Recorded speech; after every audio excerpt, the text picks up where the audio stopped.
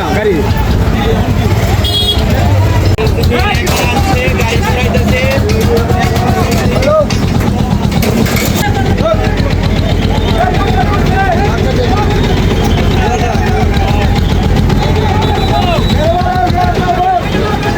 আমার বন্ধু বসে ছিলাম, আমাদের বন্ধের পাশে বসে গল্প করতেছি।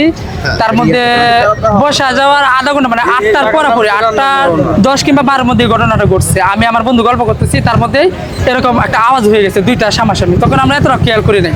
তখন বাসি যে গাড়ির চাকা হয়তো ফুটছে, তখন দেখলাম যে বলে না চিল্লাধুলি শোনা যাইতেছে। তখন ওর আমি জুতা মুতা ফালাই রেখে দৌড়ে আসছি 2 থেকে 3 মিনিট আর সময় লাগছে। আসছি আইসা পরে আপনার ওই পাশে যে বাসটা ছিল ওটাতে ঢুকি নাই, ঢুকছি আপনার যে রিজার্ভ বাসের মধ্যে, ওটাতে ঢুকছি। পরিমাণ যাত্রী, অনেক যাত্রী ছিল।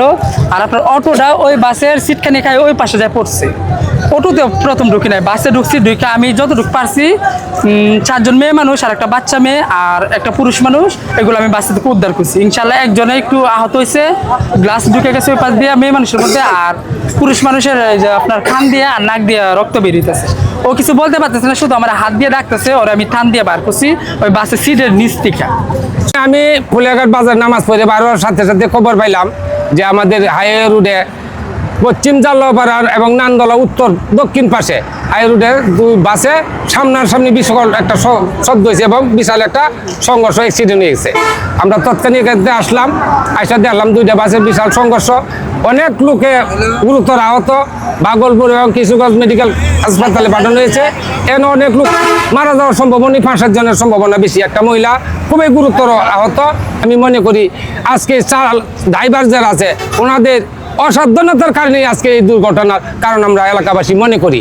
আমরা চাই প্রশাসনিকভাবে এই হাইওয়ে রুটটা যেন অতি দ্রুত যেভাবে নিরাপদে গাড়ি চালানো যায় এই একটা ব্যবস্থা করে। আমি জেলা প্রশাসক এবং আমাদের সরকার প্রধান যারা আছে ওনাদের কাছে আমরা দৃষ্টি আকর্ষণ করছি, যাতে এরকম দুর্ঘটনা আমরা কোনোদিন না দেখি আর না হয়, এটা আমরা আশা করি। আমরা ট্রিপল লাইনের মাধ্যমে খবর পেয়ে আসি।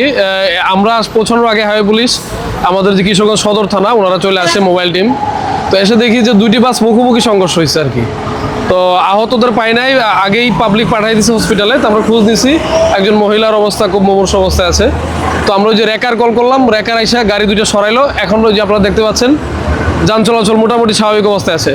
তো ক্লিয়ার না করা পর্যন্ত আমরা আছি ইনশাল্লাহ। মারা যাওয়ার নিউজ এখন পর্যন্ত আমরা পাইনি, হসপিটালে আমরা খবর নিতেছি। 4-5 জন আহত অবস্থায় গেছে, এর মধ্যে একজন মহিলার অবস্থা খুব মুমূর্ষু আছে।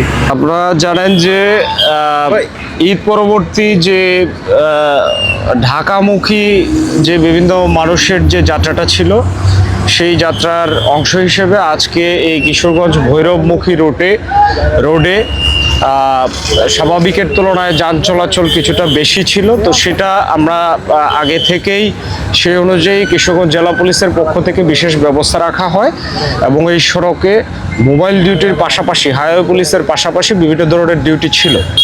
তো আজকে রাত 8:40 ঘটিকার দিকে মিনহাজ পরিবহনের একটি বাস এবং অসীম পরিবহনের একটি বাস মুখোমুখি সংঘর্ষে আনফরচুনেটলি মুখোমুখি সংঘর্ষের কারণে 2টি বাসই এই জায়গাটাতেই এই সদর থানাধীন 1400 ইউনিয়নের নান্দলা এই স্থানে এইখানে দুর্ঘটনায় পতিত হয়। খবর পেয়ে তাৎক্ষণিক আমাদের যে সদর মডেল থানার মোবাইল পার্টি তাৎক্ষণিক আসে, আমাদের ইন্সপেক্টর অপারেশন আসে এবং আমি এডিশনাল এসপি সদর সার্কেল হিসেবে আমিও তাৎক্ষণিক ঘটনাস্থলে আসি। তো এসেই আমরা প্রাথমিকভাবেই যেটা করি, স্থানীয় লোকজনের সহযোগিতায় যারা আহত হয়েছেন, আমরা এখনো পর্যন্ত 15 থেকে 20 জনের মতো আহত হয়েছেন। এর মধ্যে গুরুতর আহত কয়েকজন আছেন এবং যারা আহত আছেন প্রত্যেককেই স্থানীয় লোকজনের সহযোগিতায় আমরা হাসপাতালে প্রেরণ করেছি এবং হাসপাতালে আমাদের কিশোরগঞ্জ সদর এলাকায় যে হাসপাতাল, সেখানে 250 শয্যা বিশিষ্ট যে সদর হাসপাতাল এবং সৈয়দ নজরুল ইসলাম মেডিকেল, এই 2 জায়গায় আমরা পুলিশের 2টি বিশেষ টিম মোতায়েন করেছি আমাদের পুলিশ সুপারস্টারের নির্দেশে। তো সেইখানে পাওয়া খবর পর্যন্ত এখনো পর্যন্ত সর্বশেষ কোনো মৃত্যুর ঘটনা ঘটে নাই। আহত 15 থেকে 20 জন। ওখানে আমাদের পুলিশের টিম হাসপাতালেও তাৎক্ষণিক ইমার্জেন্সি বিভাগে কাজ করে যাচ্ছে। এখনো পর্যন্ত 2 জনকে গুরুতর আহত অবস্থায় 2 জনকে ঢাকায় উন্নততর চিকিৎসার জন্য প্রেরণ করা হয়েছে। বর্তমানে পুলিশ, জেলা পুলিশ, সদর মডেল থানা পুলিশ এবং হাইওয়ে পুলিশ, আমরা পুলিশের এই 2 ইউনিটের আমরা সকলেই কাজ করে বর্তমানে ঘটনাস্থলে যান চলাচল সম্পূর্ণ স্বাভাবিক রয়েছে।